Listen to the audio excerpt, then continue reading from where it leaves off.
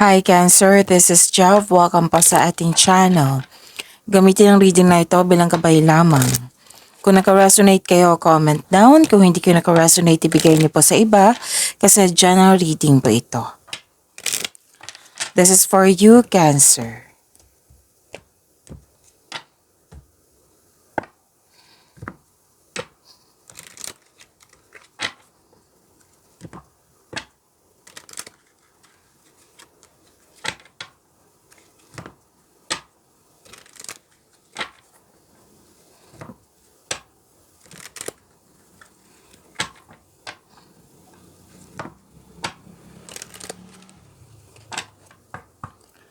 Para po ito sa iyo, Cancer.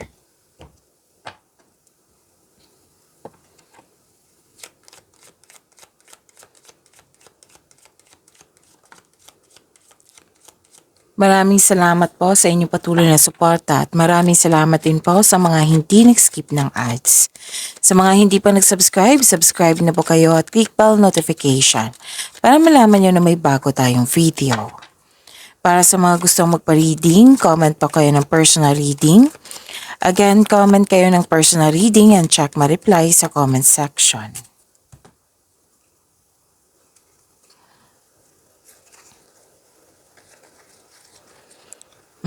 Prosperity is yours.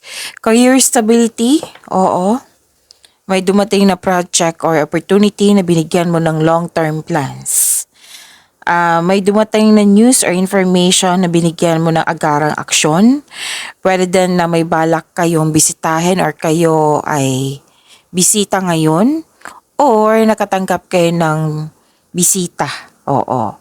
You have the power, authority, and protection. May nag-uusap dito tungkol sa big business, sa career and finances. Pwede din nag-usap kayo sa isang mother figure.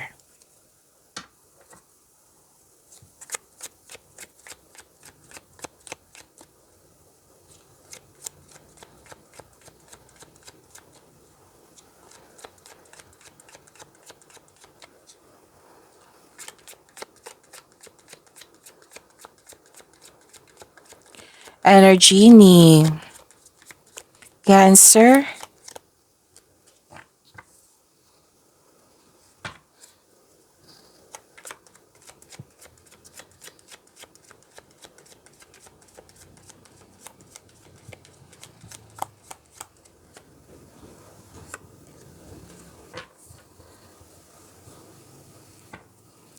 Kung may napansin kayo na repeating message, meaning to say pinupush ng cards niyan.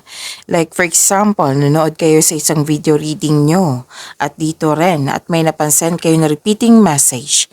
Yan po yung pinupush ng cards na kailangan yung bigyan ng atensyon, solusyon at aksyon kung maaari po. So ano yung energy ni Cancer? Impulsiveness, sense of adventure. May makilala kang mabubuting tao. Masaya ka kasi nagkaroon ka ng tapat na kaibigan. May bata dito or younger person, pwedeng ikaw din to. Oo, na merong plano sa buhay. Like for example, yung course sa college, goals in life, gustong trabaho. Oo. At may nakita ko dito na may plano kang tulungan ang taong ito. So, may parating na good news. Oo. At nakita ko yung happiness and stability. At may nakita rin ako ditong offer. Pwedeng trabaho ang job offer or any kind of opportunity na parating sa'yo na excited ka kasi naka-align to sa passion mo. Alam na alam mo yung gagawin mo. So, please expect na magiging busy ka lalo na sa trabaho. So, this card asks you to prioritize your task. I-prior nyo po na may time management. Just make sure you can deliver on your promises. Baka may deadline, baka aasa yung tao na binigyan mo ng promise.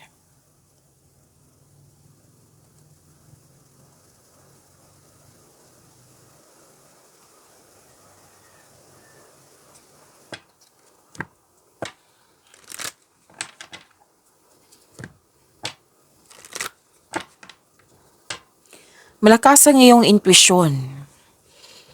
Some of you nag-aaral, nag-self-study.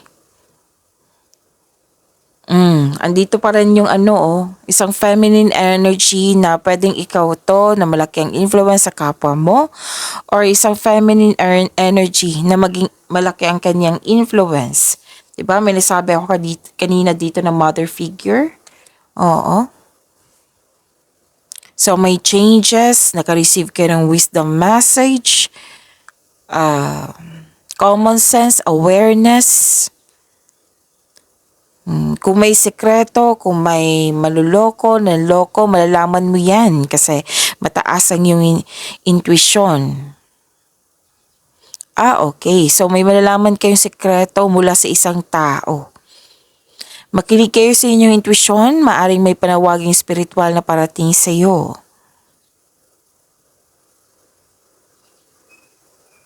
So ang advice ng card nyo dito, oo, kasi naghahanap ka ng sagot sa inyong mga katanungan, solusyon sa inyong problema.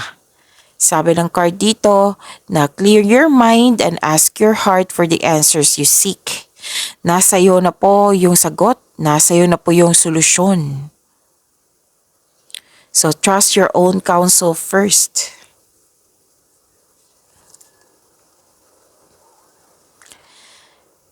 Piliin niyo pong magtiwala sa inyong sarili. Oo. Kesa sa mag-overthink, mag-overanalyze. So, mas piliin niyo po yung magtiwala sa inyong sarili, trust your feelings also. Oo. And huwag kang umasa sa opinyon ng iba.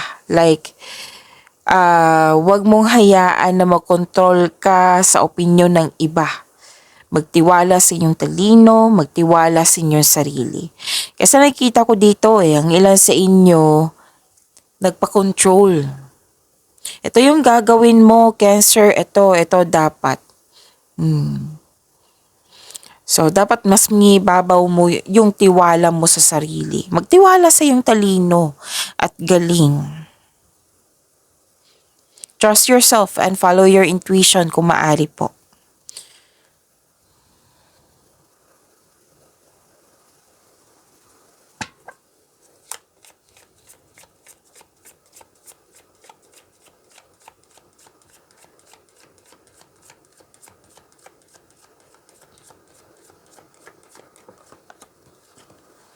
Leadership. Set your goals. Okay? Magtiwala sa inyong galing.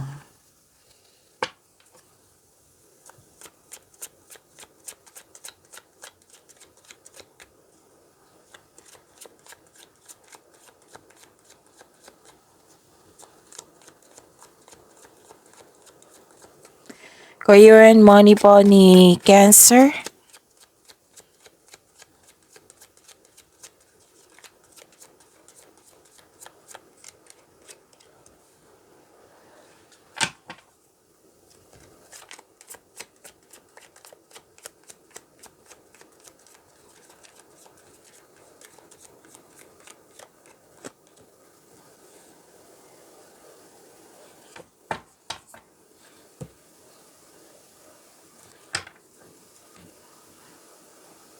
Sa career and money niyo po. Nakikita ko dito, nagkaroon po ng fulfillment sa pangarap. Granted din yung manifestation mo. Oo, may success. Oo, success in workplace and home. I-acknowledge mo ang nagbigay ng suporta sa iyo galing sa isang, pwedeng sa co-workers or sa family mo. Pwedeng co-workers sa para mo ring pamilya. Kung ikaw ay may balak mag-change career or magtayo ng negosyo, know that you have a very supportive friends and family. So, satisfied ka dito. Oo, some of you makatanggap ng sustento. May kasiyahan at kagalakan sa mga bagay ukol sa grupo ng tao. And this card focuses on achievement of a level of love and success na nagbibigay sa iyo ng katahimikan, satisfaction at pasasalamat. Ang ganda nito, fulfillment sa pangarap, happiness. This is a completion of cycle po.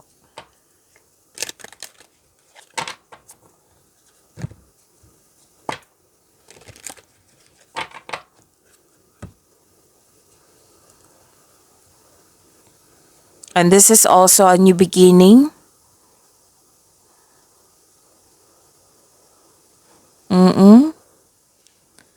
Clarity, maraming ideas, bagong ideas. Nagkaroon ng determination, maraming ideas na bibigyan ng aksyon para magkaroon ng maagang resulta. May magaganap na importanteng pag-uusap or confrontation sa isang tao. This is the second card na nagsabi dito na magtiwala sa inyong intuition kung maaari po. And nakikita ko din dito na napansin mo at napansin ng ibang tao na may improvement sa iyong communication skills. Noong isang araw ko pa ito nakita sa inyo. Nagkaroon ng bagong insights and clarity kung paano pa i-improve ang iyong kaperahan or project. Sign din ito sa mga gustong magsimula ng negosyo or mag-level up sa trabaho.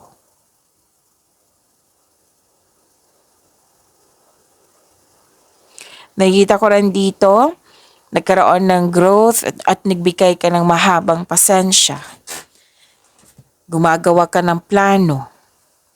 Malapit mo nang maabot ang iyong goal sa buhay parating ng resulta sa inyong sipag at tiyaga. Naghihintay at malapit ka nang mag-harvest. Huwag kayong ma-disappoint ha, kasi ang ilan dito na-disappoint or naiinip. It might be nagkaroon ng yung masyadong mabagal, yung progress, pwede. Oo. Kasi may sabi dito feeling mo dapat lume-level up ka na, dapat ganito. Pwedeng naiinip po or nagmamadali. So this card tells you na parte ito ng proseso. Have faith, patuloy mo lang pagsisikap, pagsisipag sa trabaho. Dahil check naman ma-achieve mo yung gusto mong posisyon o kasaganaan. So stay positive and be grateful.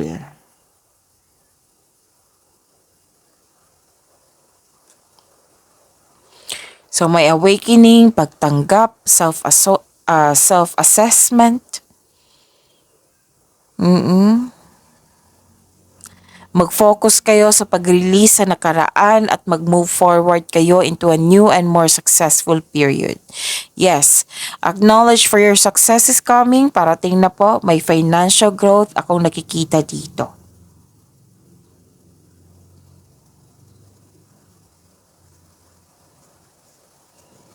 Abundance. May parating na blessings, gift from the universe, posibleng new job opportunity or an expected sum of money. Pwede din, nag-take ka ng first steps para ma-enhance o ma-increase yung kaperahan mo. So promotion pa rin nakikita ko dito. Financial growth and stability, wow. So change career din. Ilan sa inyo that will offer more stability and abundance.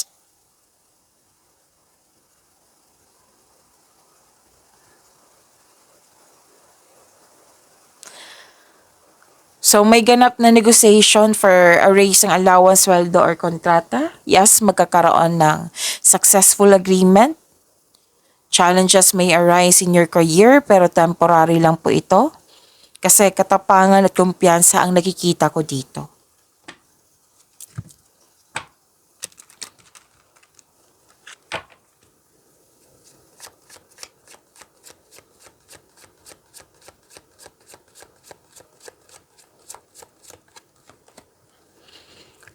Nag-clarify siya sa promotion. Pag-level up nyo.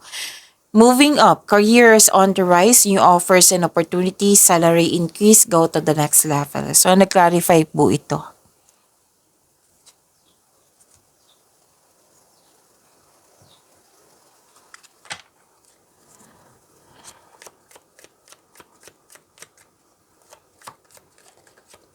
This is your love life, self-love, partnership, and romance. Para po kay Cancer.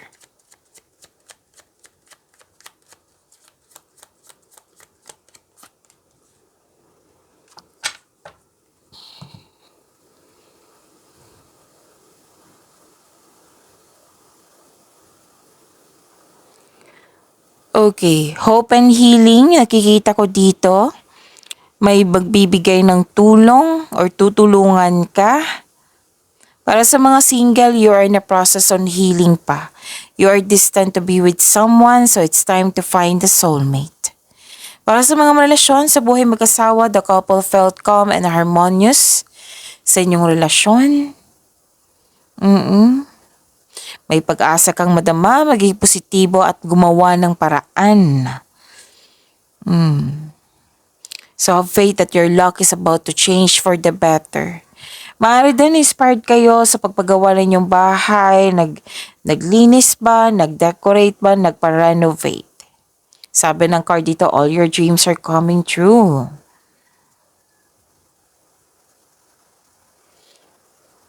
Okay, may nakita kasi ako dito na pwedeng may ginagawa kayo or sa isang tao to ha. Oo. Pwedeng may ginagawa kayo na hindi na nakakabuti sa iyong sarili. Pwedeng concern mo to sa isang tao or concern to sa iyo. Kayo lang ang nakakaalam niyan. Kung meron ha, oo. So, like for example,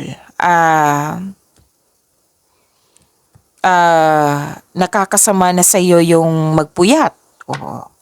Alam mong nakakasama sa iyo yung magpuyat pero ginagawa mo pa rin. So, kailangan ng balansa dito. Recovery, magkaroon ng healing. Kasi hindi yan nakakabuti sa iyo. Example lang po iyan. Pero then,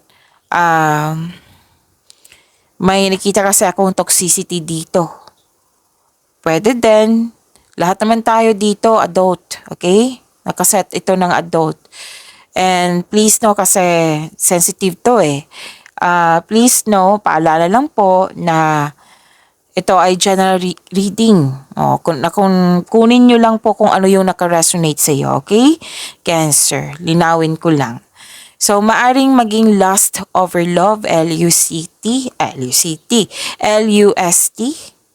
Maaring naging lust over love or nagkaroon ng isang controlling person. Pwede sa partner, pwede sa kaibigan, sa kasamahan mo dyan. Or kung wala niyan, pwedeng nagbabad kayo sa trabaho, nag-overwork kayo, na may concern na sa lack of time para sa iyong sarili, sa partner, or sa family. So, kailangan ng balanse niyan. Pwede din, nagtitiis ka sa toxicity. So, kailangan ng freedom. Pwede din naman na hindi kailangan umalis, kundi put limitation, boundaries, or kausapin mo. So, yan po. Ano pa? So, may malalaman talaga kayong sekreto kasi nag-clarify na naman. Baka may mag-comment na naman dito, ano yung sekreto? Oo. So, itanong niyo po sa inyong intuition. Kasi marami kayo, 'di ba? Kayo po ang makakaalam din. Oo. Kung meron ha, malalaman mo talaga yan. Okay? Kung meron sekreto. Basta sinabi ng card dito, nang dahil sa tumataas ang iyong intuition, malalaman mo ito. Sa mga relasyon sa buhay mag-asawa, may sekretong mabubulgar at nagkaroon kayo ng honest conversation. So, sa mga single din, pwede din may malalaman kayo sekreto mula sa inyong maliligaw or sa taong malapit sa iyo.